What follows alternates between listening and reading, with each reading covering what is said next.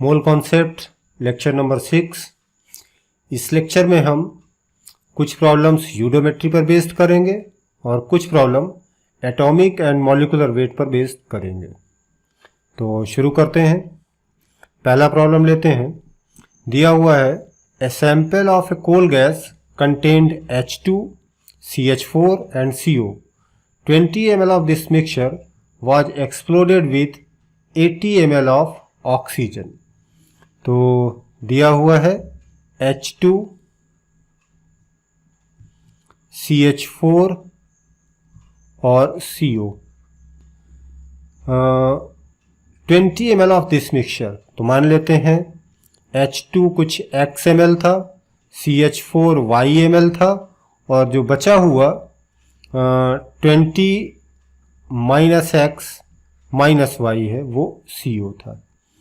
was exploded with 80 ml of oxygen, तो oxygen से react करेगा H2 कैसे, हाफ O2 और ये बनाएगा H2O।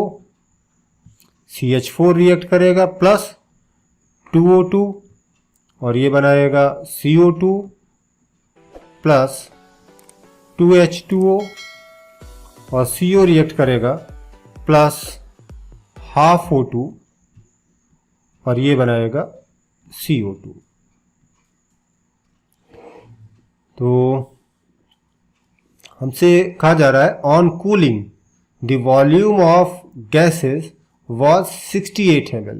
तो कूल करने की बात की जा रही है, तो कूल करने पर ये H2O लिक्विफाई हो जाएगा, वॉल्यूम नेग्लिजिबल, ये H2O वॉल्यूम नेग्लिजिबल लिक्विफाई हो जाएगा। तो on cooling the volume of gases was 68 ml। तो ये जो 68 ml है इसमें होगा क्या क्या, ये H2, CH4 और CO तो रिएक्ट कर चुके हैं, तो बचा हुआ ऑक्सीजन होगा और ये प्रोड्यूस हुआ CO2 होगा। तो हम लिखें वॉल्यूम ऑफ अनयूज्ड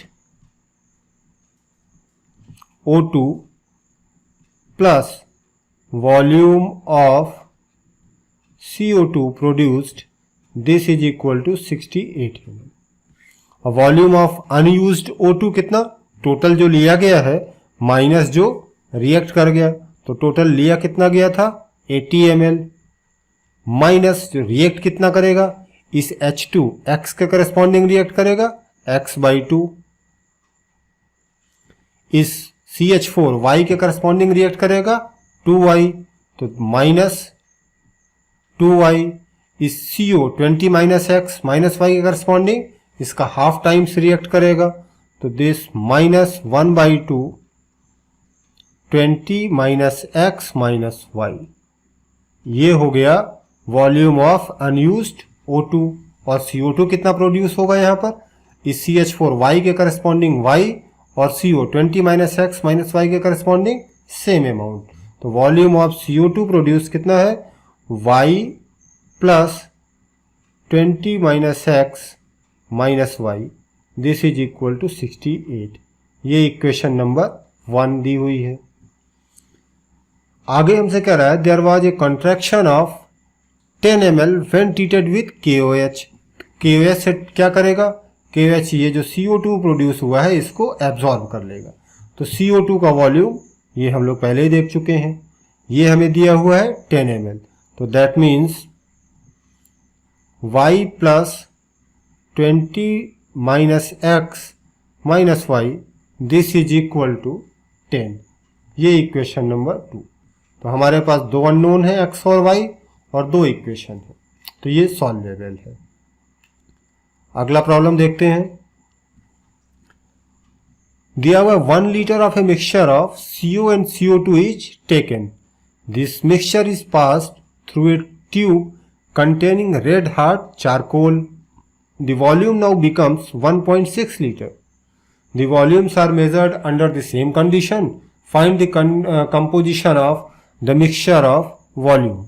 तो हमें CO और CO2 दे रखे हैं, रेड हॉट चारकोल पास किए गए, तो ये जो CO है ये बना लेगा, CO कुछ नहीं करेगा, CO एज इट इज पड़ा रहेगा, ये जो CO2 है ये कार्बन से रिएक्ट करके बना लेगा 2CO। टोटल 1 लीटर दिया गया है, तो मान लेते हैं ये x लीटर है, ये 1 माइनस x लीटर हुआ। तो CO एज इट इज पड़ा है, x का x ही है, जो CO2 है 1 माइनस x ये डबल हो जाएगा, CO में कन्वर्ट हो गया है, तो ये हो जाएगा 2 टाइम्स 1 माइनस x। अब हमें कह रहा है कि वॉल्यूम बिकम्स 1.6 लीटर, तो that means x plus 2 times 1 minus x, this is equal to 1.6। तो ये एक इक्वेशन है और एक ही अननोन x है, तो ये सॉल्व हो जाएगा। हम लोग अगला प्रॉब्लम देखते हैं।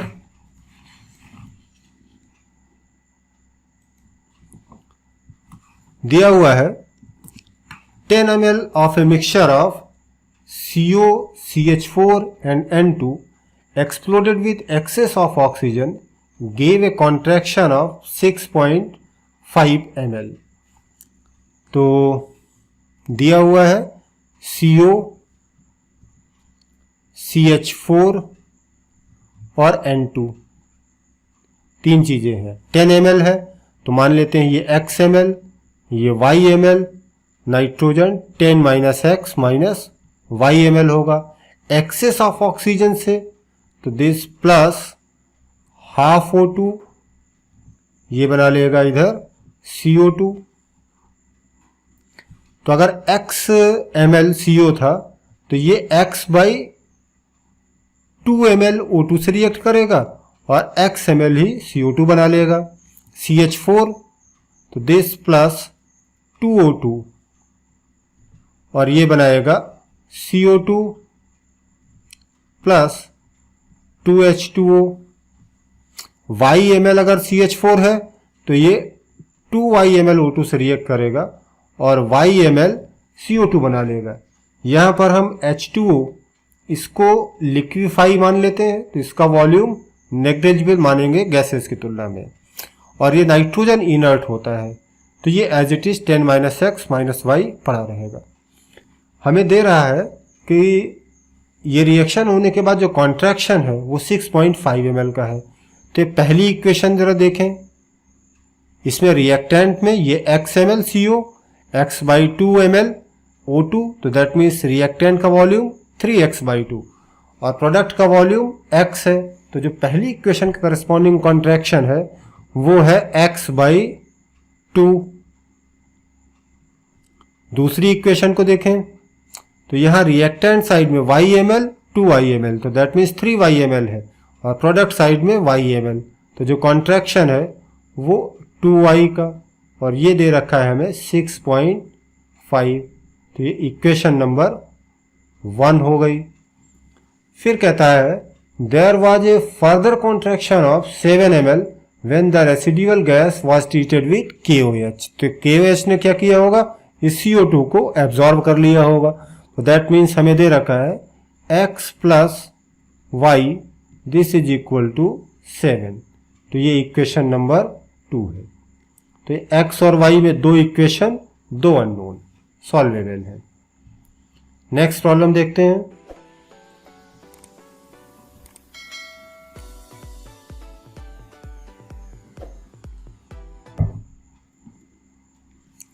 दे रखा है 10 ml of a mixture of CH4, C2H4 and CO2 was exploded with excess of air।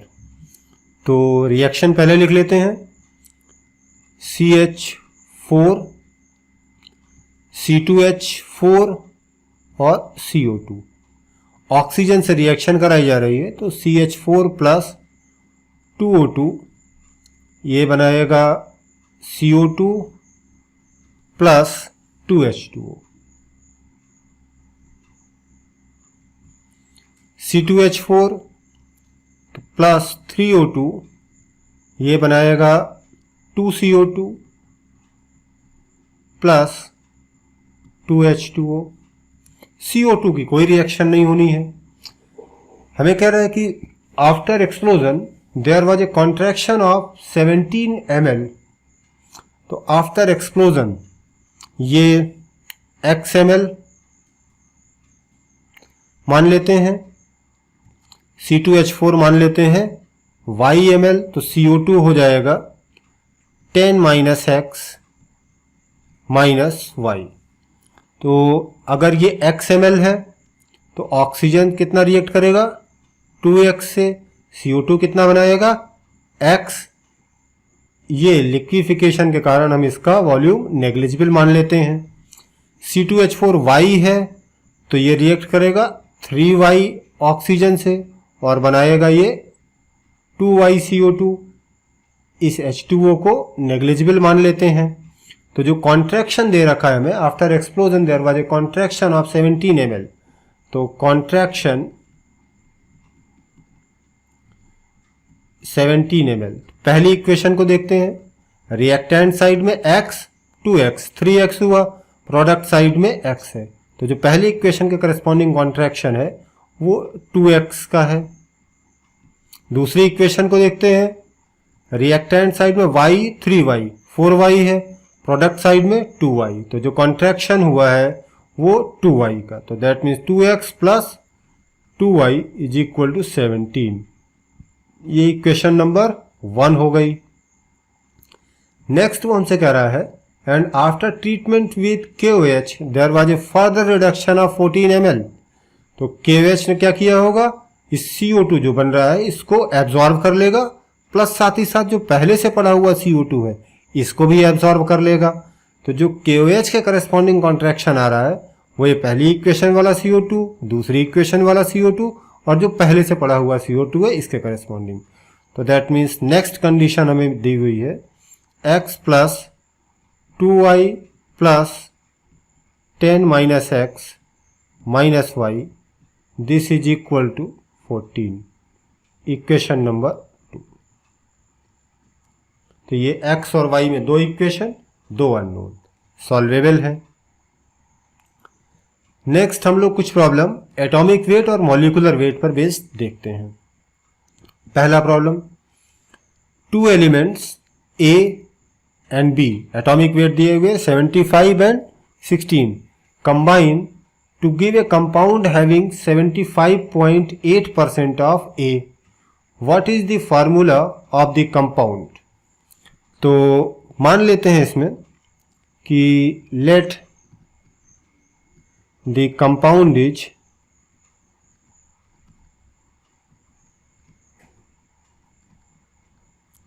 ABX। अब ABX माना है तो दैट मीन्स हम मान रहे हैं कि इसके एक मॉलिक्यूल में एक एटम A का है और X एटम B के हैं। तो एक मोल अगर हम ABX ले लें तो इस एक मोल ABX में A का एक मोल होगा और B के x मोल होंगे। हमें दे रखा है कि इसमें 75.8% A है, तो अगर हम 1 मोल ABX ले लें तो this is same as 1 mole A plus x mole B के। तो 1 मोल A का मास कितना होगा, जो इसका एटॉमिक मास है, दैट मीन्स 75 ग्राम, और x मोल B का मास कितना होगा 16x ग्राम। तो अब इसमें A का जो परसेंटेज है वो कितना होगा 75/75 प्लस 16x, और ये A का मल्टीप्लाइड बाई 100, और ये परसेंटेज हमें दिया हुआ है 75.8। तो यहां से हमें इस x की वैल्यू मिल जाएगी। नेक्स्ट प्रॉब्लम देखते हैं। 1 ग्राम of A chloride of an element contains 0.835 gram of chlorine. If vapour density of the chloride is 85, find the atomic weight of the element and it's valency. Vapour density 85 दी हुई है, तो जो molecular weight होगा वो इसका double, that means 170 होगा। तो मान लेते हैं let the chloride it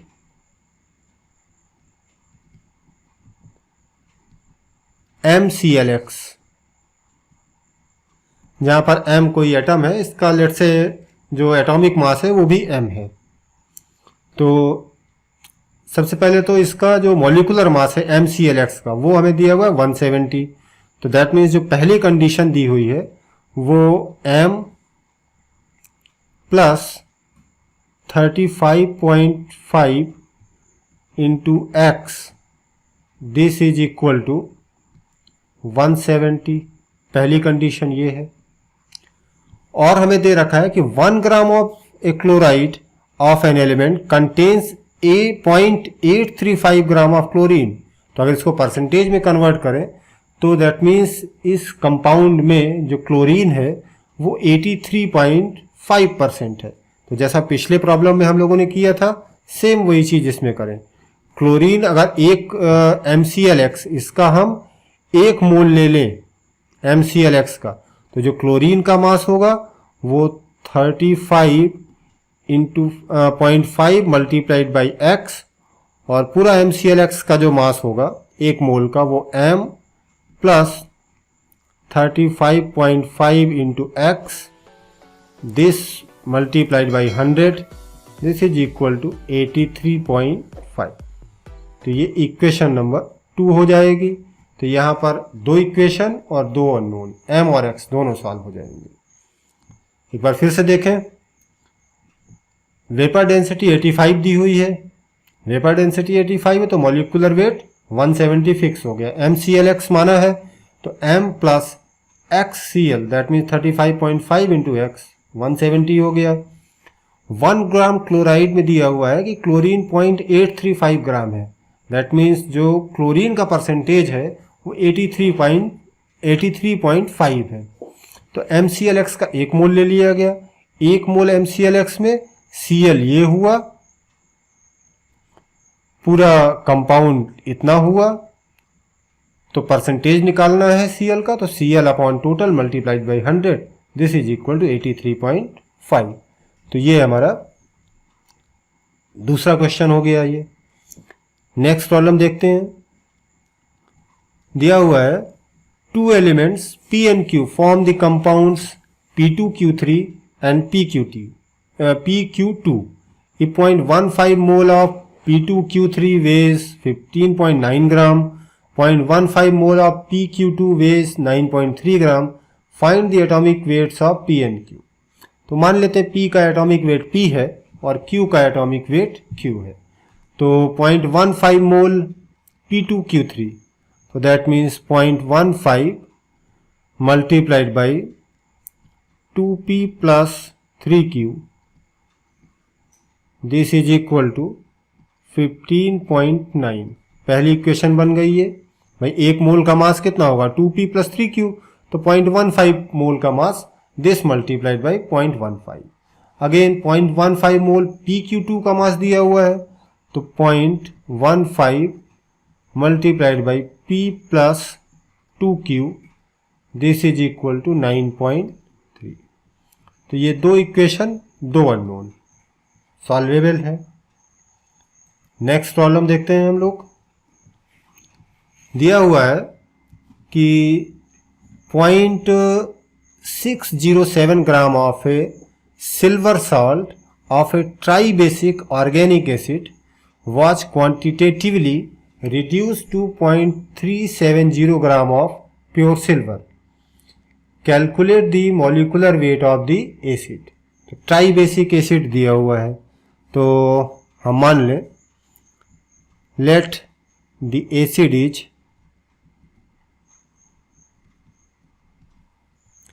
H3A। अब हमसे कह रहा है कि जो ट्राइबेसिक ऑर्गेनिक एसिड है H3A, इसको क्वांटिटेटिवली दैट मीन्स पूरा का पूरा जितना हो सकता है कन्वर्ट कर दिया गया है सिल्वर सॉल्ट में। तो सिल्वर क्या करेगा, इस H को रिप्लेस कर देगा। तो दैट मीन्स ये H3A कन्वर्ट हो गया Ag3A में। अब ये Ag3A organic acid reduce to 0.370 gram of pure silver. अब इसको कन्वर्ट कर दिया जा रहा है सिल्वर में। तो अब यहां से देखें Ag3A में 1 मोल में एक मॉलिक्यूल में 3 Ag हैं, तो यहाँ हमें मिल जाएगा 3 Ag। ये calculate the molecular weight of the acid, तो Ag3A जो दिया हुआ है वो अगर 1 मोल लिया जाए, ये 1 मोल, तो इसका मास कितना होगा 3 इंटू Ag 108 प्लस A का लेट से एटॉमिक मास A ही है, तो दैट मीन्स 1 मोल का मास इतना हुआ ये। और इससे सिल्वर कितना प्रोड्यूस हो रहा है, ये 1 मोल Ag3A से 3 मोल, तो दैट मीन्स ये 3 मोल। तो यहाँ पर सिल्वर का मास हो जाएगा 3 इंटू 108 ग्राम। तो अब हम देख रहे हैं कि इतना ग्राम अगर ये एसिड है तो इससे ये 3 इंटू 108 ग्राम सिल्वर मिल रहा है, तो फिर 0.607 ग्राम से कितना मिलेगा, 0.607 multiplied by 3 into 108 this divided by 3 into 108 plus A, और कितना दिया हुआ है हमें सिल्वर 0.37। तो यहाँ से this implies A is approximately 207, hence molecular weight of acid 210 हो जाएगा। फिर से एक बार इसको समझ लेते हैं ध्यान से। हमें दिया हुआ है 0.607 gram of a silver salt of A try basic organic acid. तो ट्राई बेसिक ऑर्गेनिक एसिड मतलब 3 हाइड्रोजन है, ये ट्राई बेसिक ऑर्गेनिक एसिड हो गया। इसका सिल्वर साल्ट है, तो दैट मीन्स सिल्वर ये हाइड्रोजन को रिप्लेस किया होगा, तो ये हमें मिल गया silver salt of A try basic organic acid. इसको बोल रहा है कि पूरा कन्वर्ट कर दिया गया सिल्वर में। तो हम देख रहे हैं कि अगर ये 1 मोल होगा तो इससे 3 मोल सिल्वर के बन जाएंगे। तो 1 मोल का मास ये Ag3A का, इससे जो सिल्वर बन रहा है उसका मास ये। तो हम कहेंगे कि अगर इतना ग्राम 3 इंटू 108 प्लस A ग्राम अगर हम सॉल्ट ऑफ ऑर्गेनिक एसिड लेंगे तो उससे इतना ग्राम सिल्वर मिल जाएगा 3 इंटू 108। तो फिर हमें दिया हुआ है 0.607 ग्राम से कितना बनेगा ये, और ये दिया है 0.37, तो यहाँ से A मिल जाएगा। A मिल गया तो हमें मॉलिकुलर वेट ऑफ एसिड मिल गया।